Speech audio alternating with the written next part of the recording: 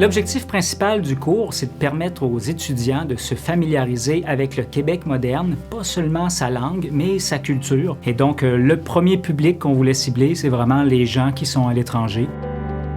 J'ai pensé à créer un cours qui nous permettait d'utiliser la langue en contexte et avoir la motivation de la parler, la langue.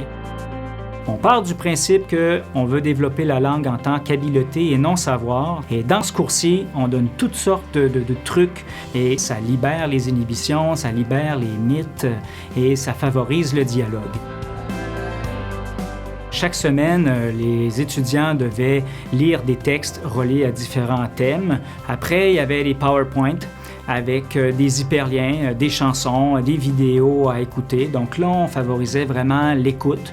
Les étudiants pouvaient aussi faire des travaux d'équipe. Les étudiants avaient donc la possibilité d'écouter, d'écrire, de lire et d'interagir. Et la lettre au lointain, c'était simplement d'écrire à la famille qui est restée dans leur pays d'origine et leur expliquer à chaque semaine qu'est-ce qui vraiment fait une grande différence entre leur culture d'origine et la culture québécoise.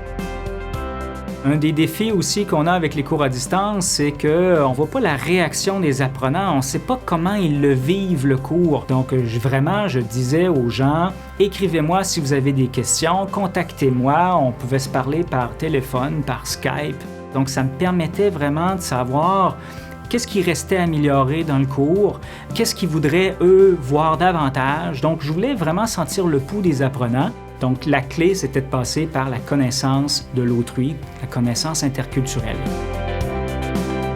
C'est comme gagner la Coupe Stanley universitaire, parce que mon but, c'est vraiment rendre les étudiants heureux, puis je suis vraiment très content.